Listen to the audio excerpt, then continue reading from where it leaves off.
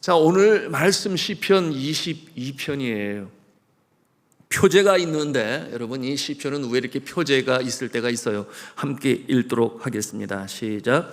다윗의 시, 인도자를 따라 아엘렛 살에 맞춘 노래. 아엘렛 살에 맞춘 노래. 여러분, 이 아엘렛이라고 하는 단어의 뜻은 사슴이라는 뜻을 가지고 있어요. 그런가 하면 사할이라고 하는 이 히브리어는 새벽이라는 뜻을 가지고 있으니 새벽 사슴이다, 뭐 이렇게 우리가 해석할 수 있겠는데요.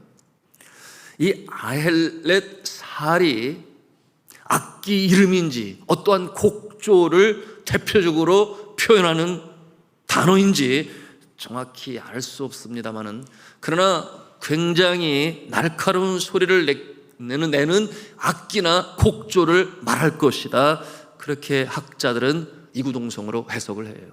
왜 그런가 하면 오늘 시편 22편의 내용이 아주 극한 절망, 극한 고통, 사람이 상상할 수 없는 그 이상의 절망 속에서 부르는 그런 노래가 되는 것이니 애가, 슬플 애자를 써서 애가다, 그렇게 또한 우리가 이해할 수 있겠습니다. 다윗이 만들고 너무 슬픔 가운데 어디 하소연할 수 없는 그 마음을 토로하면서 이와 같은 내용으로 기록한 것이에요. 그런데 그 마지막 연을 부르짖을 때 그 소리를 들으시고 응답하시는 하나님을 찬양하고 있습니다. 그 해피엔딩에 이를 때에 우리는 비로소 안도의 한숨을 내쉴 수 있겠으나, 그러나 22절까지 계속해서 그 가슴 깊은 곳에서 터져나오는 그 고통과 절망과 아픔과 한숨과 낙심, 이와 같은 내용들은 그야말로 인간이 체험할 수 없는 최고의 절망, 더 아플 수 없는 처절함, 전혀 소망이 보이지 않는 그 캄캄한 암흑 속에서 그야말로 애간장이 끊어지고 억장이 무너지고 견딜 수 없는 슬픔에 찬 고백이 아주 구구절절 배어나오고 있어요.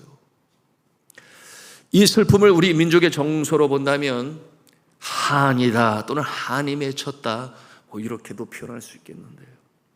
여러분, 흔히 우리 한국 사람들이 이 아픔의 상태에서 그 정서를 표현한 노래가 있으니 여러분 들어보셨어요? 한 많은 이 세상, 야속한 이마, 그 뭐라고 그랬어요? 정은 주고 몸만 가니 눈물이 나네. 여러분, 이것을 뭐 제가 노래를 부르면 여러분 웃겠지요.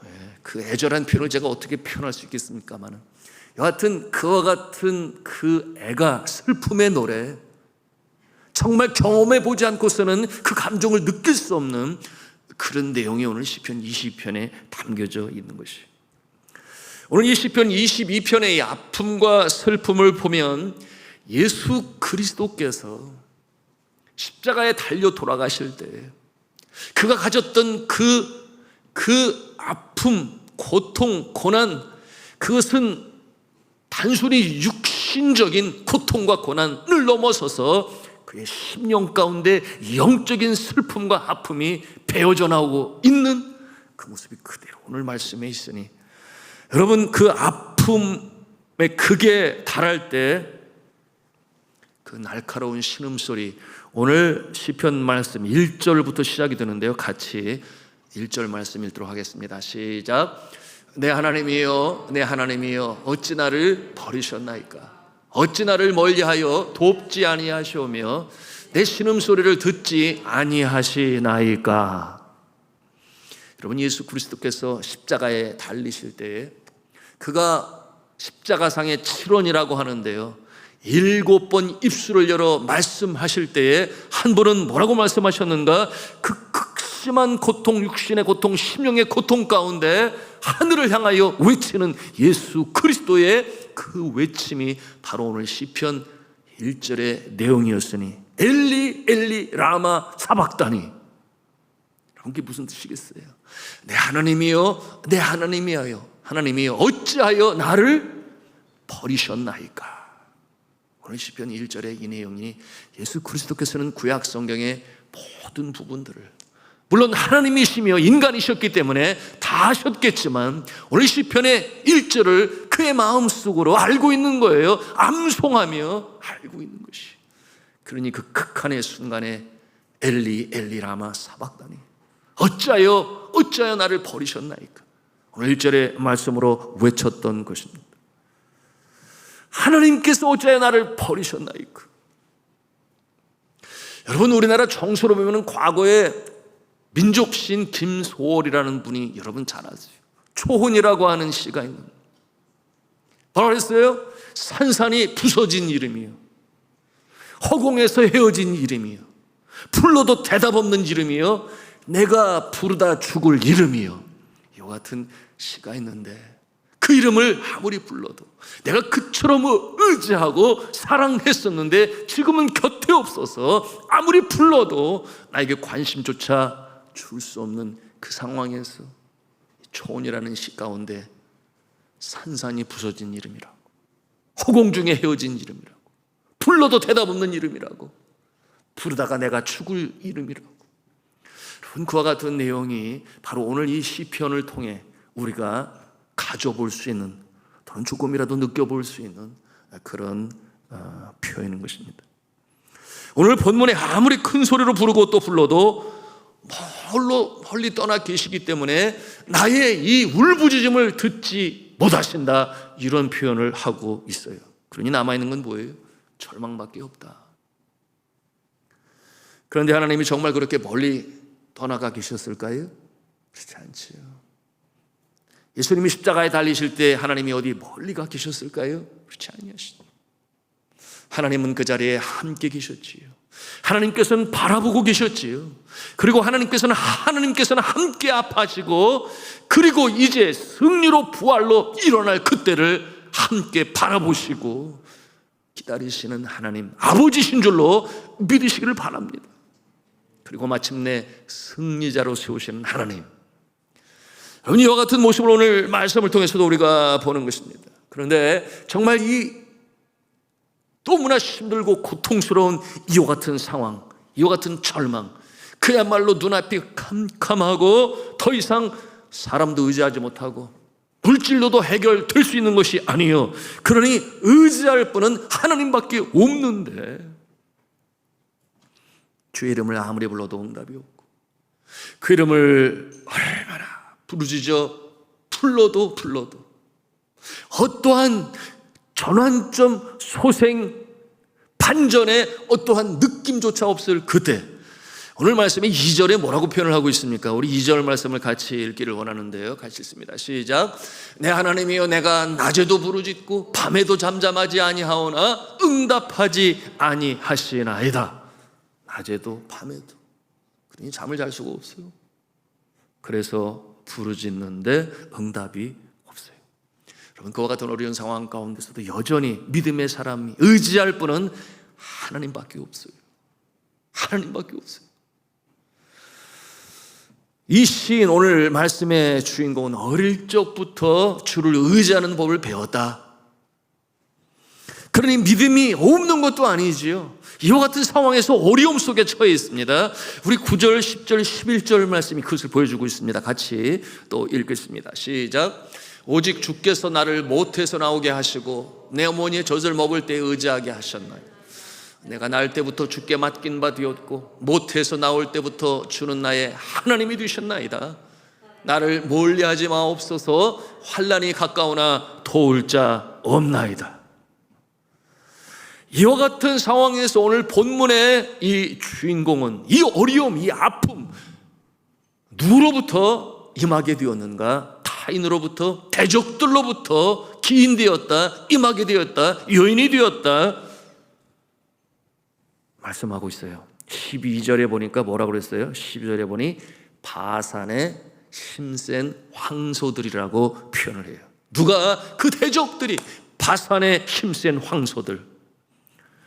여러분, 이 바산이 어디에 있는가 하면, 여기 바산은 이스라엘의 가장 북쪽 헐몬산 아래, 그 앞에 있는 지옥으로서 여러분, 이 헐몬산은 만년설이에요. 그러니 눈이 녹아 물이 내립니다. 그러므로 이 헐몬산 아래는 아주 비옥한 늘 푸른 초장이 있는, 그리고 헐몬산은 이 요단강의 발원에 출발이 되어지는 이 헐몬산, 그 눈 녹인 물, 여러분 그 초원에서 그 풀 뜯어먹는 이 황소들은 얼마나 힘이 세고 튼튼하겠습니까? 그와 같은 모습으로 대적자가 되어 나를 못 살게 하고 나를 힘들게 하고 극한의 고통 가운데 처하게 만들었다. 그와 같은 내용이 이 살찌고 힘센 황소들이 공격을 한다고 하는 것이, 이 모습은 곧 권력 있는 자, 힘이 있는 자가 연약한 자를 힘들게 하는 것입니다. 조금이라도 자비의 마음이 없어요. 헤아려 주지를 아니합니다. 그러므로 말미암아 이 역경과 아픔과 고통과 고난이 지속되고 있는 그 모습을 이렇게 바산의 황소들로 상징적으로 표현을 하고 있어요.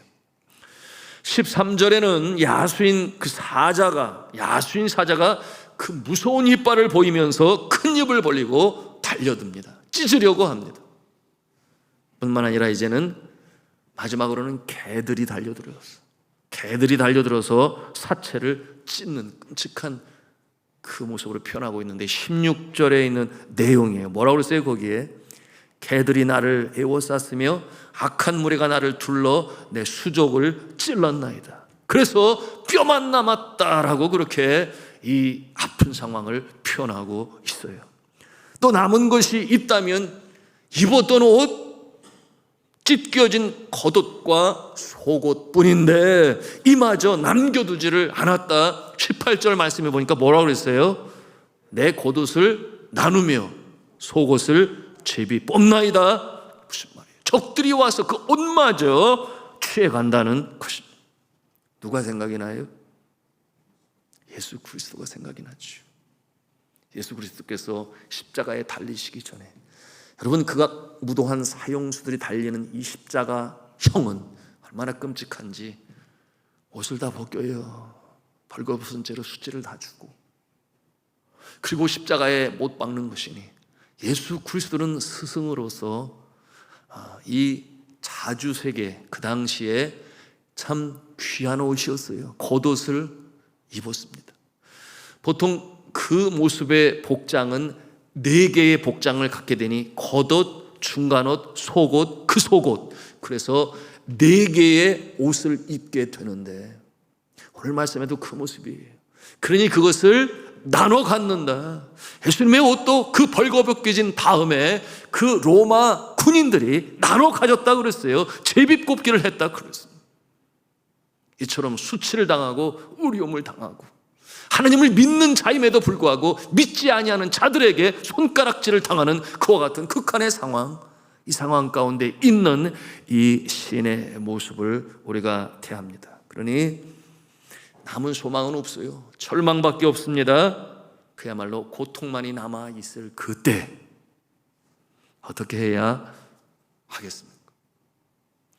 여러분, 우리 이 시대를 살아가는 우리 믿음의 사람들을 누가 다가와서 죽이려 하고 그런가 하면은 벌거벗김을 당해서 이런 상황은 사실 없지요.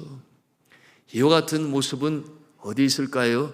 여전히 이 기독교에 대해서 아주 안티크라이스트, 이 테러리스트의 위협에 있는 중동권에서나 원리주의자들이 있는 그곳에서 그와 같은 아픔을 줄 수 있을지 모르겠습니다만, 오늘 이 말씀을 통해서 우리는 어떻게 적용할 수 있을까요?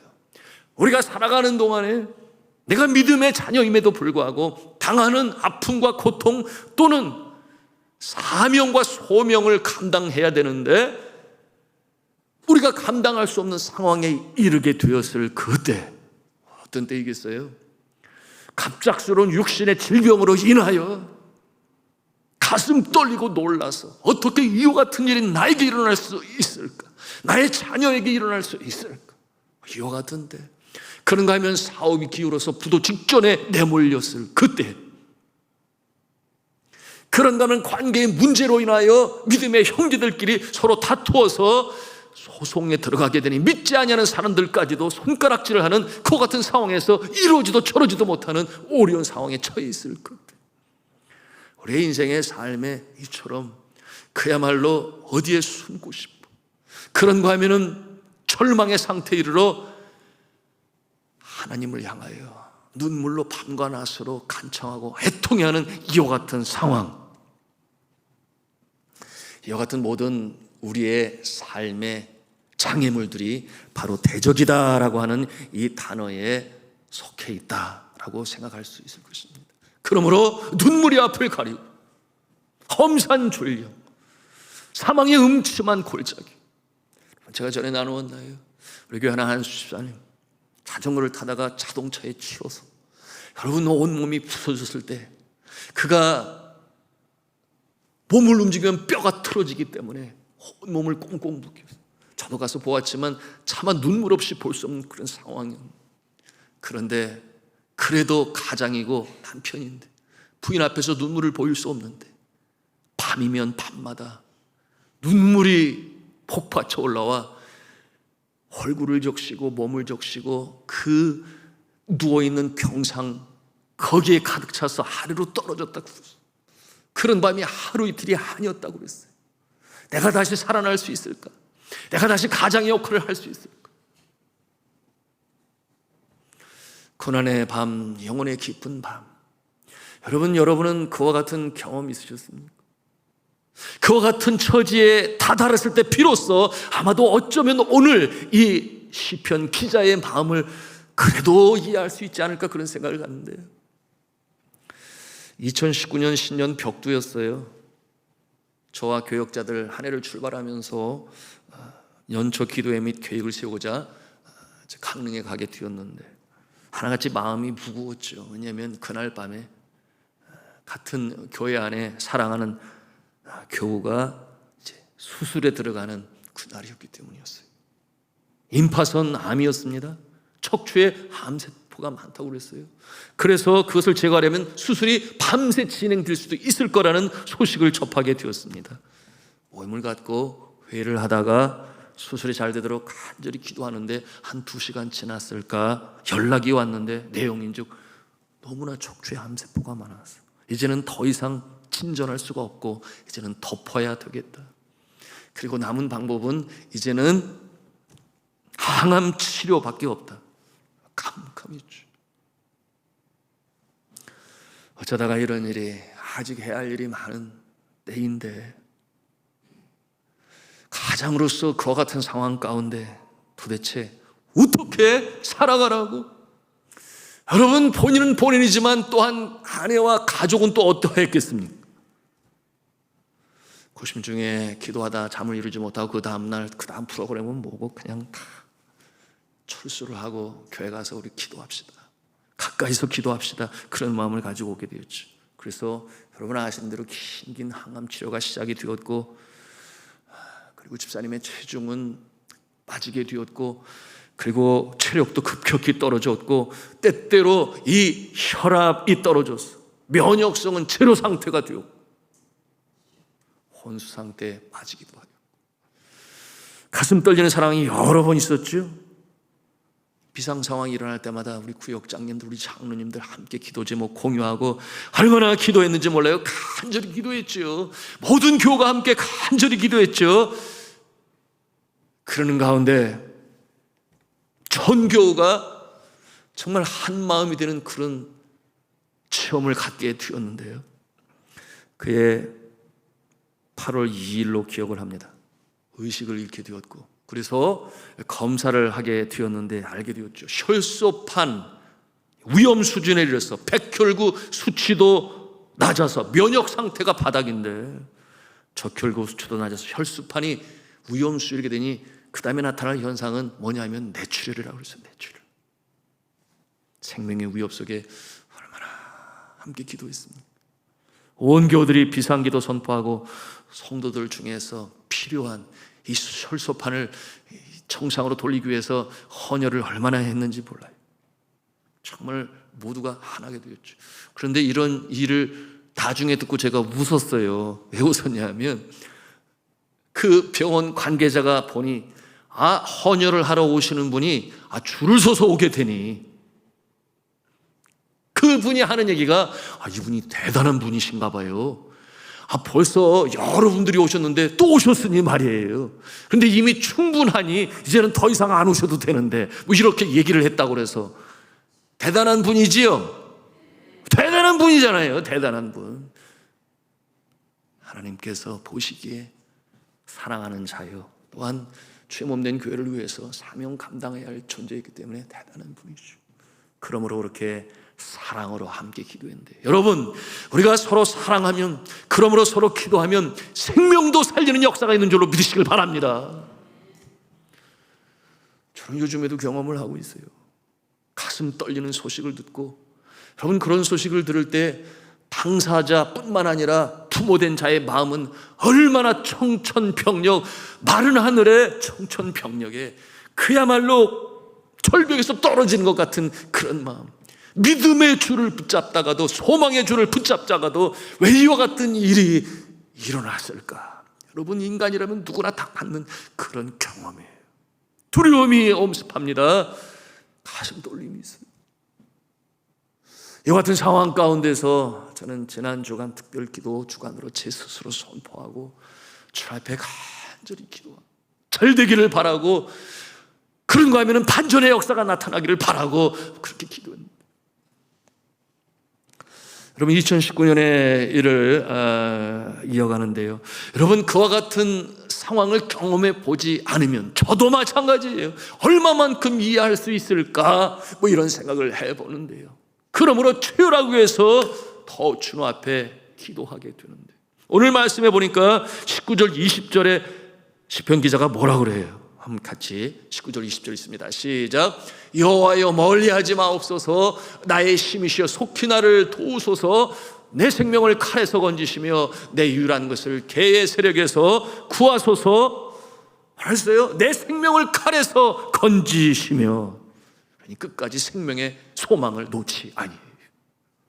하나님께 기도하는 일을 쉬지 아니합니다. 그러던 중에 9월 10일자 이런 내용으로 메시지를 보내셨는데요. 목사님, 오늘 남편과 함께 병원 의뢰 다녀왔습니다. 혈액 검사만 하는 중간 점검이지만 모든 골수 기능이 정상적으로 회복되었답니다. 적혈구, 백혈구, 호중구, 혈소판 같은 모든 수치가 일반인 같다고 하시네요. 너무 기쁜 마음을 함께 기도해 주시는 목사님과 또 성도님들과 꼭 나누고 싶어서 이렇게 문자 드립니다. 9월 25일, 26일 이틀에 걸쳐 마지막 CT와 PET-CT 검사로 판정받기를 소망하는 중입니다. 늘 기도 감사드립니다. 할렐루야. 이렇게 메시지가 왔어요.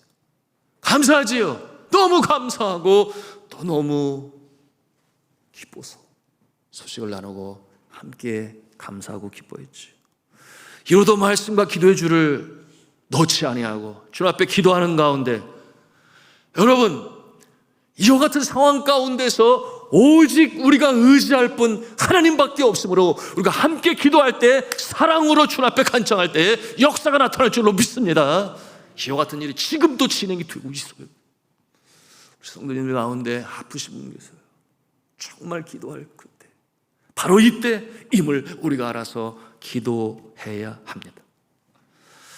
자, 이와 같은 모습으로 결국 건강하고 강건하게 회복시켜 주시니 하나님께서 사용하시고 가장으로서의 사명 잘 감당하게 하셨으니, 그렇죠, 산업전선의 일꾼으로 다시금 세우시고, 그런가 하면 주께서 주신 직분자의 사명으로 감당하게 하시니, 여러분, 이와 같은 모습을 통해서 살아계신 주를 우리가 체험합니다. 그러므로 간증하게 하시고 하나님의 역사를 이루어가니, 여러분, 요즘에 어떤 일이 일어났는지 여러분 아시는 분은 아세요. 그리고 이렇게 알리는 거 원치 아니 하시니까 제가 누구라는 얘기는 하지 않지만, 세상에 암이 아닐 수가 있구나, 이런 것을 새삼 깨닫게 되는데, 아니, 의사 선생님이 얼마나 CT 촬영을 통해서 그 모양이 완전히 그 모습의 통계 자료를 통해서 똑같게 되니 암이라고 판정을 내렸겠지요. 아니면 또 한 가지, 진짜 암이었는데, 이것은 제가 그저 상상해 보는 것이지만, 그런데 정작 바로 이 주간이었죠. 연락이 왔지요. 암이 아니래요.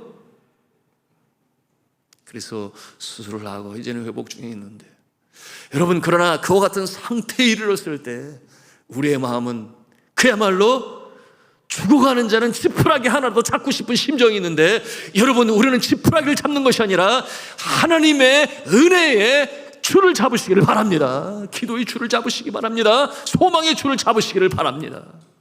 이 같은 모습을 통해서 회복의 역사가 일어나는 것이니, 오늘도 제가 기도하며 전화하는 가운데 감사 소식을 들어서 너무나 감사했습니다.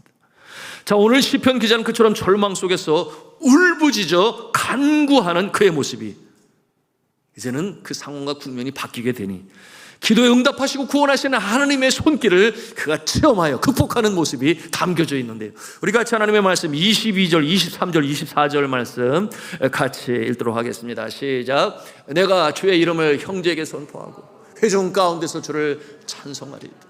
여호와를 두려워하는 너희여 그를 찬송할지어다. 야곱의 모든 자손이여 그에게 영광을 돌릴지어다. 너희 이스라엘 모든 자손이여 그를 경외할지어다. 그는 곤고한 자의 곤고를 멸시하거나 싫어하지 아니하시며 그의 얼굴을 그에게서 숨기지 아니하시고 그가 울부짖을 때에 들으셨도다. 아멘. 울부짖을 때에 들으셨도다. 하나님께서는 그의 얼굴을 숨기지 아니하시며 라고 말씀하고 있어요. 여러분, 만약에 어떠한 힘들고 어려운 상황 가운데 있다면 그때가 주님께서 부르시는 때인 줄로 믿으시기를 바랍니다.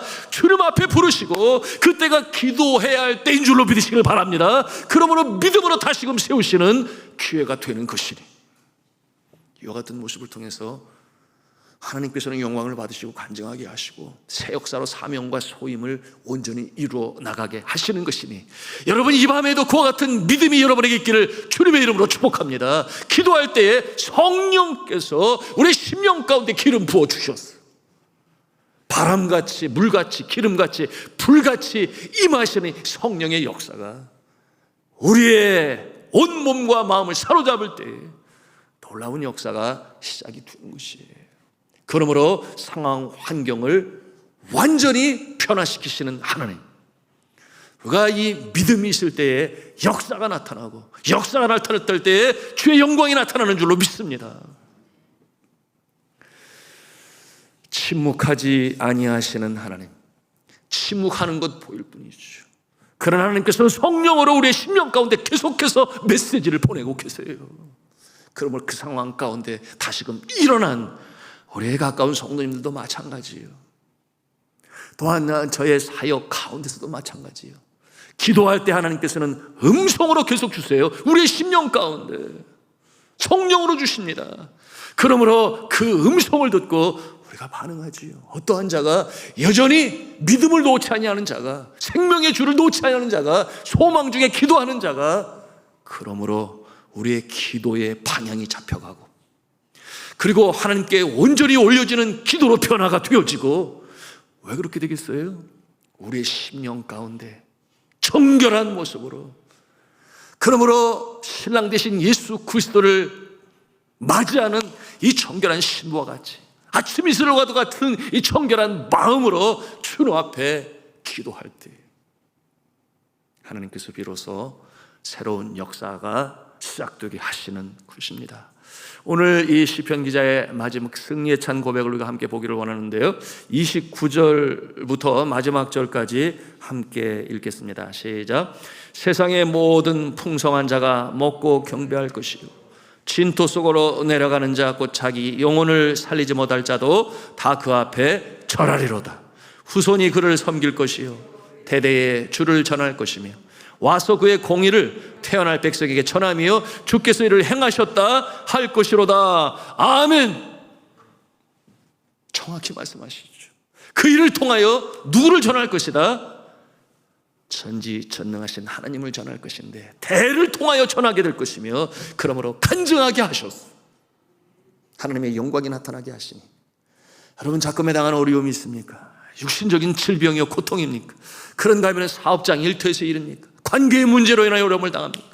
아니면 하나님께서 나를 사명자로 직분자로 부르셨는데 내가 그 일을 감당해야 하는데 나의 모습이 너무나 빼빼마르고 피폐하여 감당하지 못하는 모습으로 인하여 그것이 눈물이 되고 아픔이 되고 주 앞에 나와 기도 제목이 된다면, 여러분, 하나님께서 이와 같은 모든 과정 속에 말씀드린 것처럼 기도할 때 성령으로 음성을 주십니다. 그 음성을 들으시기를 주님의 이름으로 축복합니다. 이 밤에 기도할 때 들으시고 응답하셔서 기도하실 때 놀라운 반전의 역사를 체험하시고 간증하는 인생이요, 하나님의 영광이 나타나는 복되고 귀한 기도하는 여러분 되시기를 저는 주 예수 그리스도 이름으로 축원합니다.